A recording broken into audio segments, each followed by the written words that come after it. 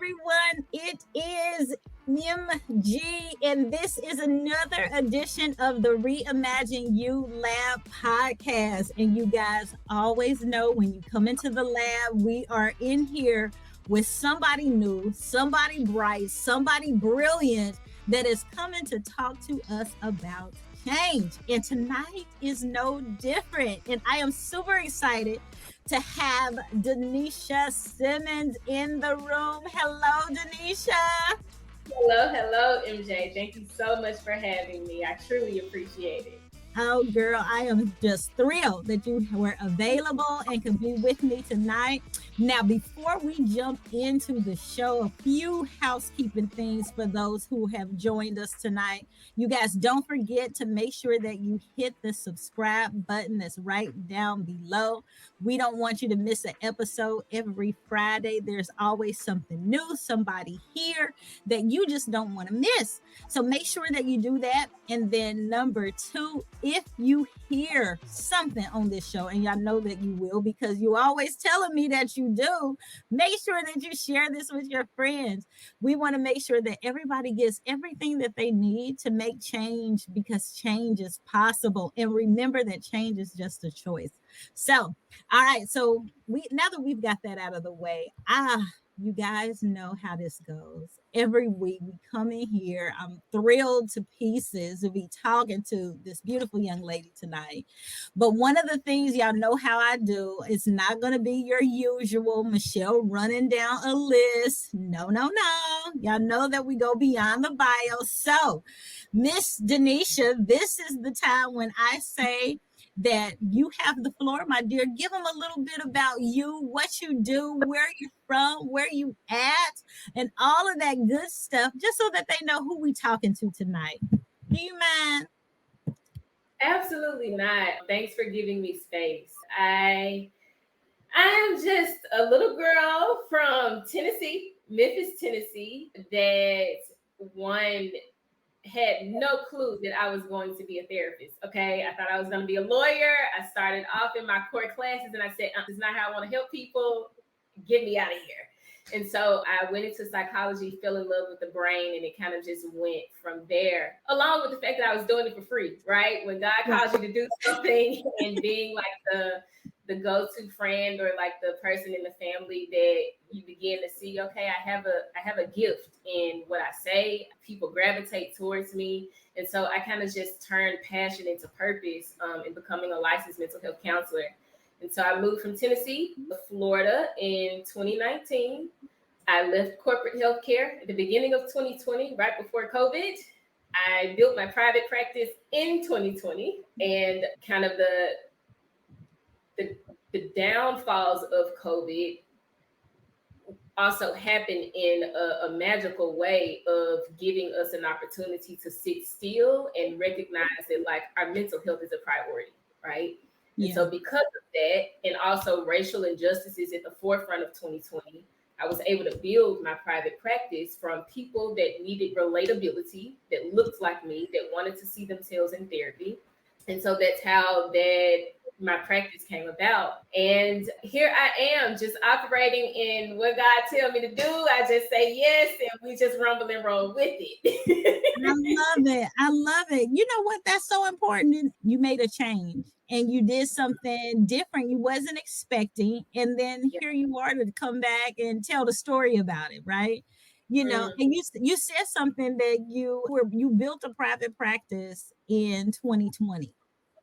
You know, and people needing justice was in the forefront of 2020, sitting still, and mental health became at the forefront of life. People needed therapy. So Danesha, kind of talk a little bit about what that was like, because I know a lot of people who look like us didn't necessarily used to embrace therapy, but now I hear like everybody got a therapist, like now. So what is that kind of what you saw? Absolutely. So the shift in that again was like one of the things that you said beautifully when you started off was change is a choice, right? Yeah. And I think the thing about change is ultimately the definition of change is I'm stepping outside of my comfort zone, Yep. Well, if we think about the ideas of comfort that has left us out of therapy over the years, especially in minority culture, is like what goes on in this house, stay in this house, okay? Right. And like you now, and so when we're in those spaces of comfort, we're now beginning to identify that even these inappropriate behaviors, these informal ways of communicating, is a norm because we Hmm. don't have anyone else to challenge that, right? Right. Well, COVID kind of put us in a situation where our norms got on our nerves. Like I got to Yeah. sit at home with these same people, and we're not having we're not having the best time of like navigating through isolation. Right. And so, along with isolation, we have environmental crisis, we have racial injustice, we have all of these things that's pushing our norms in our face, saying you got to shift. Like if you don't Yeah. shift, there is a Mhm. greater effect on not just your health, your kids are in isolation with you, your partners are right. And so I think it just became an experience where people were craving the desire to change because they Mhm. can't go anywhere. They don't have the outside effects where they can run or escape. I got to face me every day now. I Right. have to face these same norms that has been okay, but I can like leave the house and go to work and not deal with it for a few hours and come home and it's okay. No, I have to Yeah. sit in my best now. And I think Yeah. eventually what drives us to change is that point of getting so sick and tired of being sick and tired. And so that helped minority culture reach out and say, hey, like I am deserving of support. I Yeah. need support. Asking for support doesn't mean that I'm inferior or I'm less Yeah. than.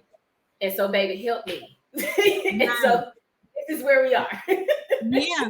You know what? I remember having a conversation. Actually, I remember sitting in a workshop in a seminar in a corporate seminar, and it was being hosted by mental health professionals, and it was a panel, and I remember one of the young ladies, she like you was a licensed mental health counselor, and I remember her saying at the time, because people didn't know what to do with with those norms getting on our nerves, right? Mhm. Yeah. Here I am, I'm in a workplace. I'm watching TV, and I'm seeing all of the racial injustices and stuff. The back half of, the summer of 2020 was extremely challenging with all of what was going on post George Floyd. Yeah. And I remember her, talking about, people not having a way to deal with what it was that they were experiencing. So I'm isolated at home, and I'm dealing with all those norms that I have for myself, my Mhm. family. Mhm. And so then I have what I'm seeing on television, because nobody's still doing much leaving. But the protests and things that were going on as we were moving, because this is right around the time, this was in the fall, so it was the election, and so people didn't have a place to rant or to do with those feelings when I'm at work, and so who do I talk to about this spouse who is usually my person that I talk to when I get Mhm. home about work, or but we're here all together now, and I don't want to talk to him because we all together, and that's and so what do I do with all those frustrations? And so even those who help us were needing help, and Yes. I remember her saying that the therapist had therapists, and I was like, Yes. wow, like that. So it was kind of like this thing where everybody was in the same boat. And Mhm. oftentimes you're thinking, you know, oh, it's just me. I'm the only one that's feeling this. No, everybody was going through something Mhm. at that time. Mhm. Everybody was.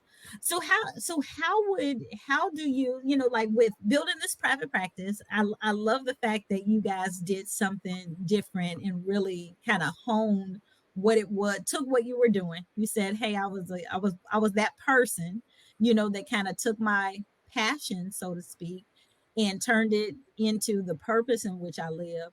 How did you go about, taking that change, making that choice for you? You moved from Tennessee to Florida. How did that come about? Yeah. Woo. You talk about change, a bunch of change. So, okay, I'll give you the kind of quick synopsis. The move from Tennessee to Florida happened. My ex-husband got a job in Florida. Mhm. We moved to Florida in about a matter of 2 weeks. And Oh, wow. so we moved that quickly. I was still working in corporate healthcare. So I transferred under my company. And Mhm.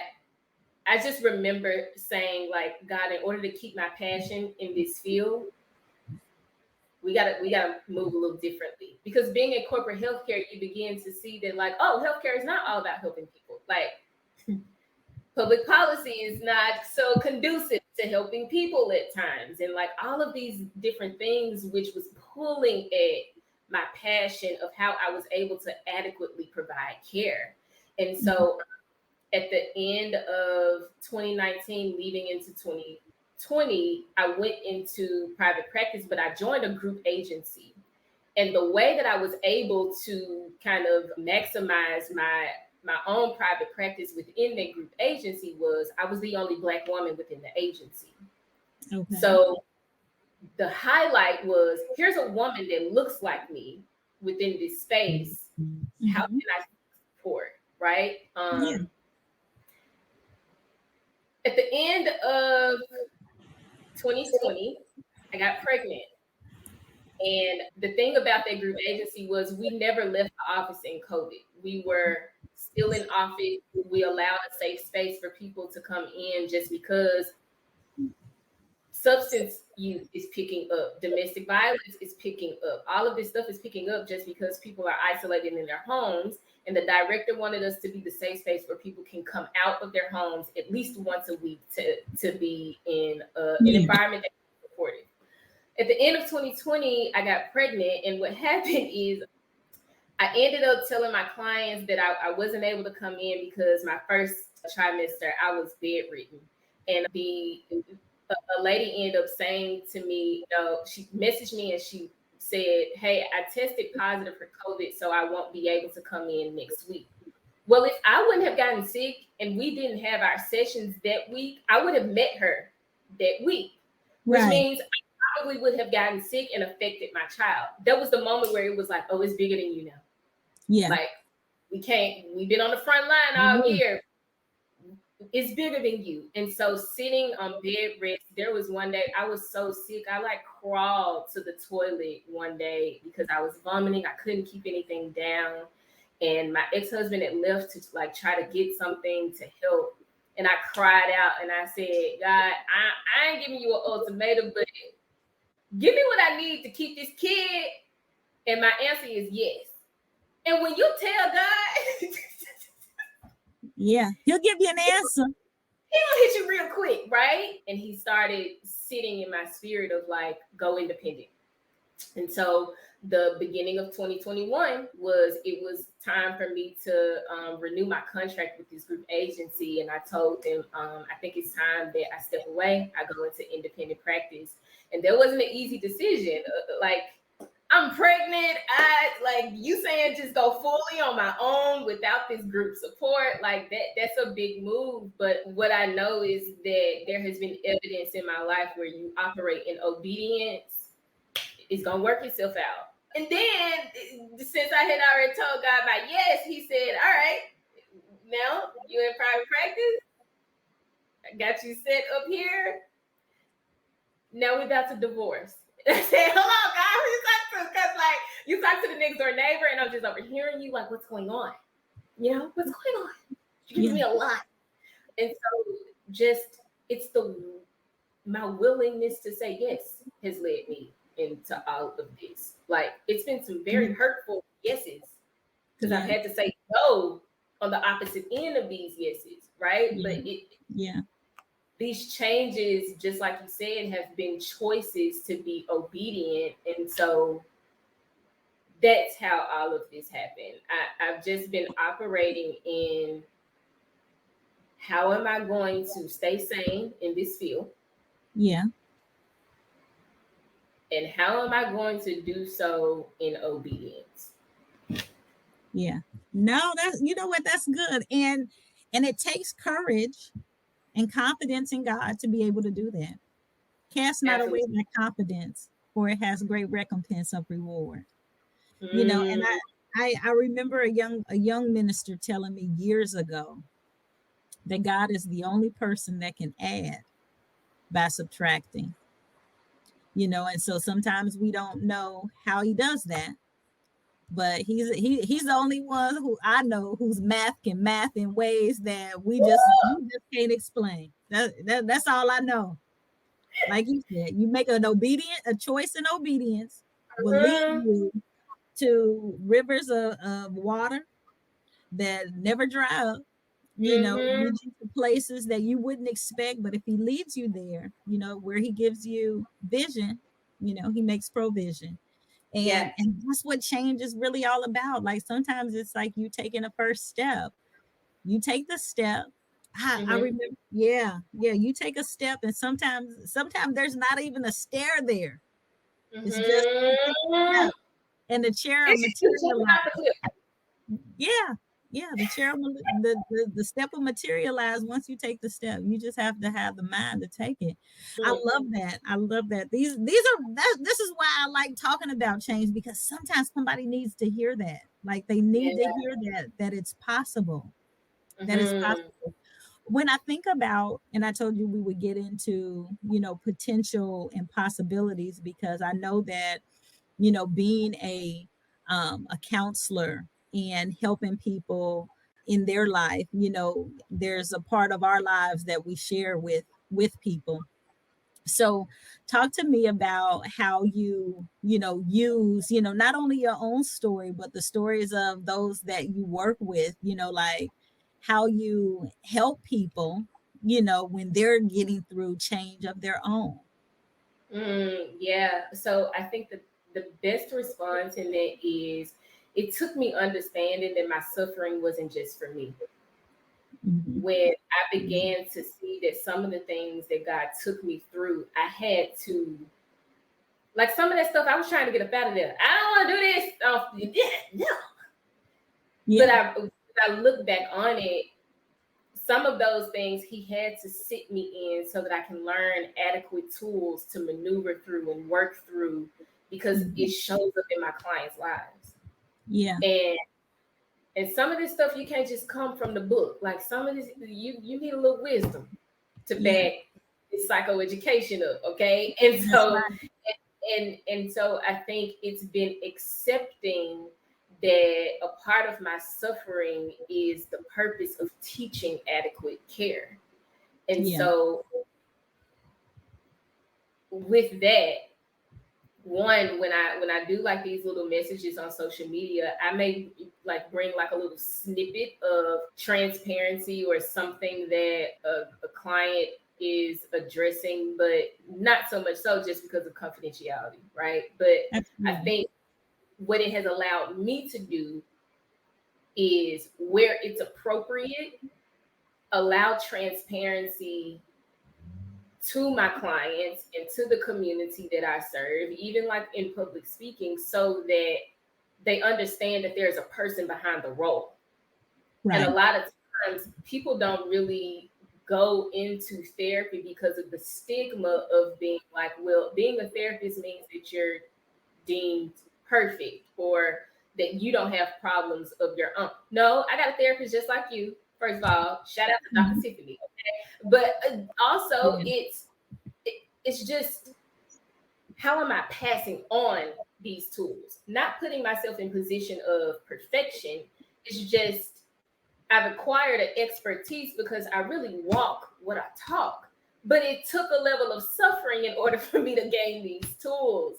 And so I think it's just that of how I'm continuously being open to the lessons of my suffering and looking at the perspective of like, not why is this happening to me, but what is this teaching me so that I can pay it Yeah. forward. No, that's good. And that's important because a lot of times we'll miss that. Sometimes you can miss that And that's really what people need. That's what people are looking forward. That's what people are looking for. You know, most of Mhm. the time when they're looking for a therapist, a coach, somebody that they can explore these possibilities of living life outside of a norm, living outside of a preference that that they've been living in forever, they need to see they need to see that, hey, this person understands a little more than I thought. That this Yeah. person has gone down this road or this path, or a similar type of a path, to let me know that they've experienced some adversity. So there's something that they can kind of teach me too. Yeah. People want to know that you done got some skin knees and you got some scars and you have been in some battles, because if you haven't, it's kind of like, oh, you can't tell me nothing. You can't tell me Absolutely. nothing. How Absolutely. do I, yeah. And that's a real thing. Most of the time people want somebody transparent, and so that's the thing. So I want to talk a little bit about Dream Identity Counseling, which is your private practice, and people can find your website at dreamidentitycounseling.com.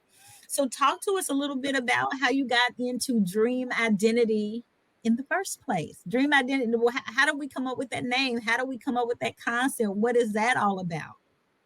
Yeah. So in all things, I operate in wording has power and wording has purpose, It right? does. It And does. it holds weight to the standard of something. And It so, does. one, the idea behind dream identity is it's kind of getting from this notion of acquiring our identity to be about what we can do and our capacity levels to who we are.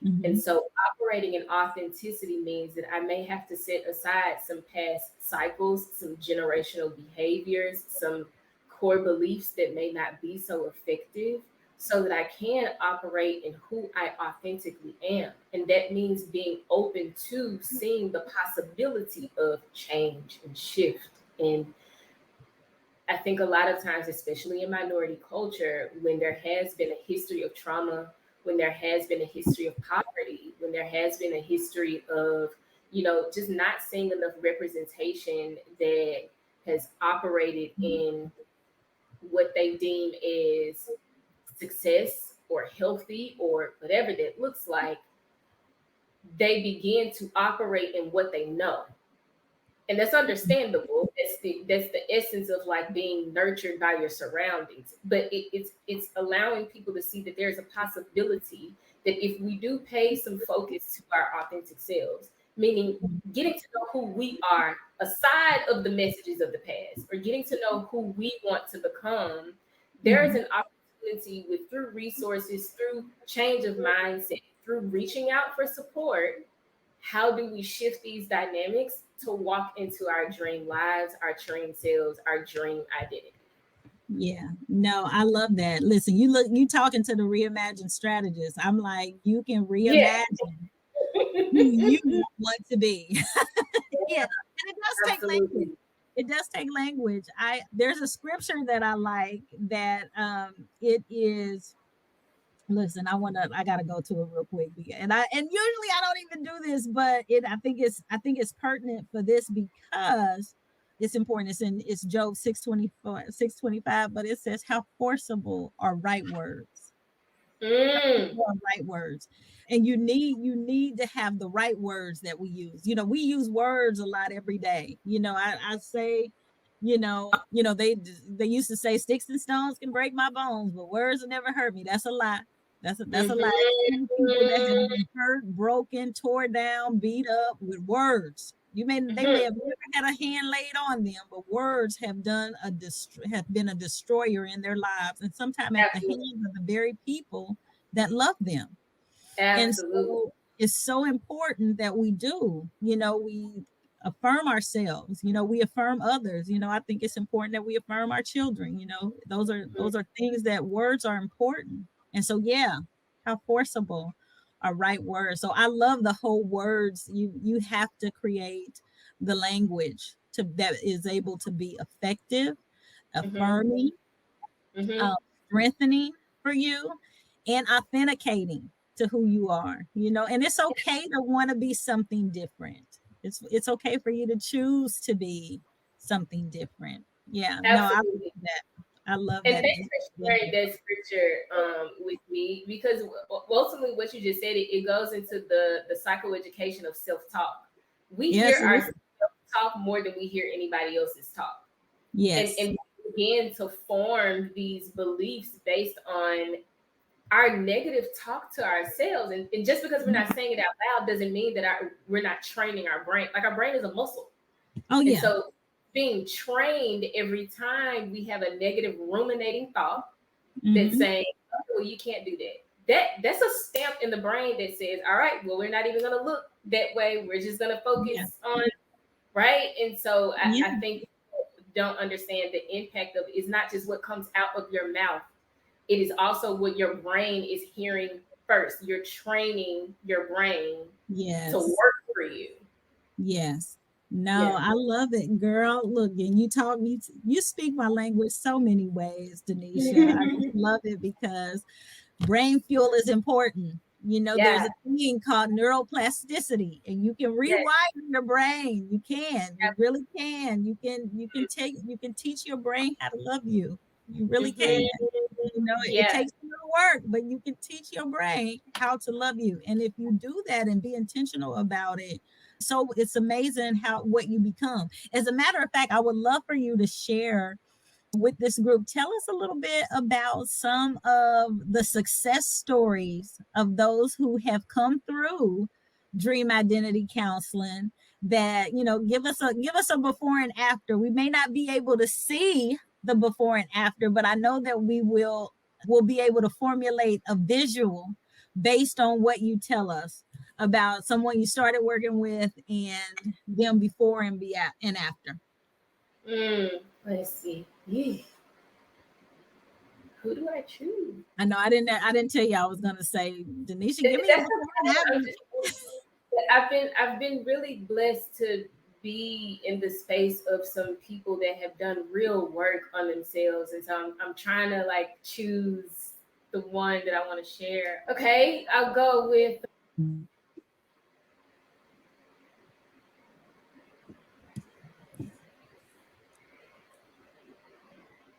Actually, I'll go with you. Asked after, but I'll go with the client that I just had today. We're in her during, but the some of the successes already. That's the thing. Sometimes you don't necessarily have to wait until the after to see the success. There's different stages of therapy that clients go through, that like maybe they came in like chronic depression and we're stable now. And Yeah. then right, and so I think one today that really just warmed my heart was, there's a young lady that I'm working with, and we've been working on how she is exploring her authentic self. And that Okay. has ultimately just getting married at a young age, having kids, right? And she's in this space. And today, a part of her authentic self was she showed up in her natural hair. Been working with her for quite some time, had Yeah. never seen natural hair. And Okay. we sat in just the vulnerability of how your inner self also plays such a huge impact on your perception of self, and how that confidence exudes when you're really becoming confident in who you are authentically. That shows on how you're willing to show up in the room. and Yeah. and so we began to peel back these layers that either society has told us to put on, Yeah. or the constructs of beauty that we have, especially as Black women. But I Mhm. think that's the one that I want to go with, because we're Okay. still in the thick of it. But just today, sitting in that success of like, this is authentically me. Like, Yeah. this is who I am. The Black woman in the room full of people that don't look like me, in my natural hair. Like, that was really a beautiful space of just becoming that we got to experience today. So yeah. Yeah. Oh, nice. Okay. No, I love that. You know what? And I think that's a good one because I love that because you talked about that sometimes it's not that, you started here and a year later you've made this big mile of progress, a year long progress. Sometimes that progress is incremental, Yeah. and just showing up, hey, this next time, what, she was comfortable enough to just come in her natural hair or own, like, hey, this is me. I'm being my authentic self. I feel good about showing Mm-hmm. up this way today. And that's Mm-hmm. huge because a Yeah. lot of times, especially for women of color, sometimes, girl, we gotta, look a certain way when we show up. We gotta have our hair gotta be like this and that. So being able to do that, I love that because every piece, every part, every piece of the milestone is a milestone. We're making Mm-hmm. progress, and that's good. Oh, that's Mm-hmm. so good. Oh, I love that. Danesha, you are the work that I know that people want to do. How would somebody know it's time to make a change? How would somebody be able to identify? Sometimes I always like when I can objectively say, you know what, she talking to me. How would people know when I need to probably go see Danesha? How would they know? When the enough is just not enough anymore. Mhm. Like, and I don't mean that in like tangible things. I mean that in like the way that I'm communicating in my household is just not working for me anymore. Or the way that I'm showing up for myself is just not working for me anymore. Or the fact that I'm having these patterns of where I'm not able to get out of the bed and shower and like I don't Mhm. have an appetite because of the way that I feel, or like when I feel that the enough is not enough for me anymore. When you start scaring you, like it's time to shift. And I think what happens is we get to these spaces where we then fall into crisis and burnout because you heard that voice in your head 2 years ago saying, "You baby, we got to shift," and you kept operating in that enough. That is no longer enough for you. So ultimately, the dynamic of you is saying we're craving more, we need more, but you're still operating in this.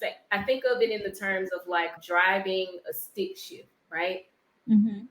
It's time to go in another gear when you're driving a stick shift. If you remain in that gear, it has the ability to shut your whole car down. Oh, yeah. Why? Because I'm not leaning into the operation of the shift.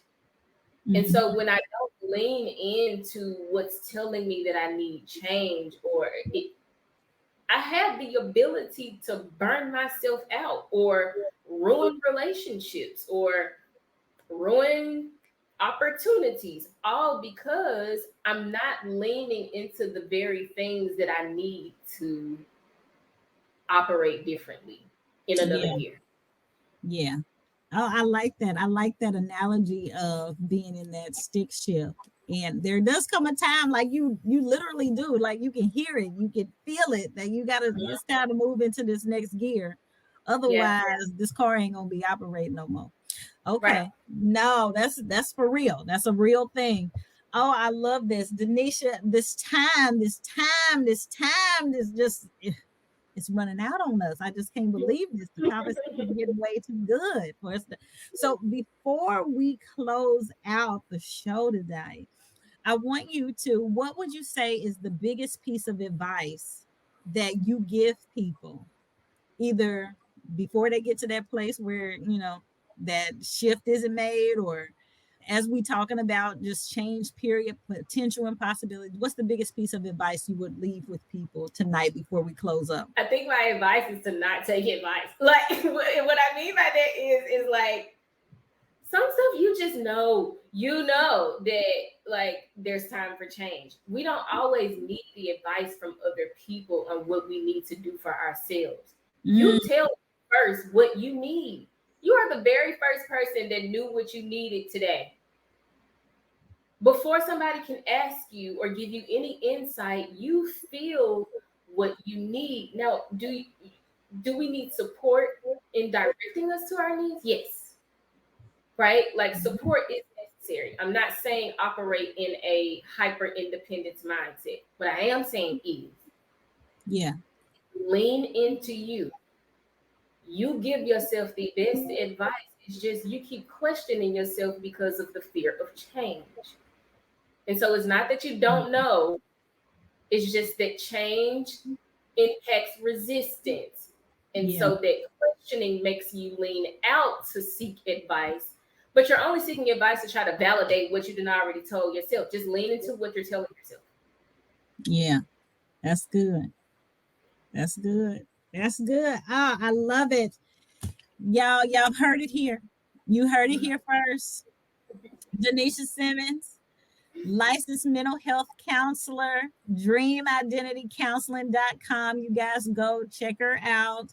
She's got information, resources, get involved. You can learn more from her. She does a lot of virtual things. So check out the website. You can also catch her on Instagram, TikTok, as well as Facebook at Dream Identity Danesha.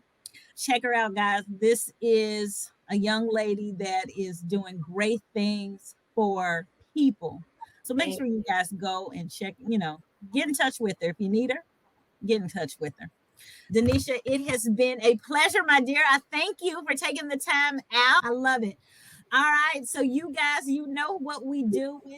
This has been a wrap. Thank you for tuning in to the Reimagine You Lab podcast, where we are always talking about change in the lab. This is what we do. Don't forget, tune in each Friday for a new episode. Somebody amazing and great that's going to come and talk to us about change, how they do that, why they do that. And you guys know change is just a choice. Subscribe, share this with your friends and family, and I'll see you here next week. Bye.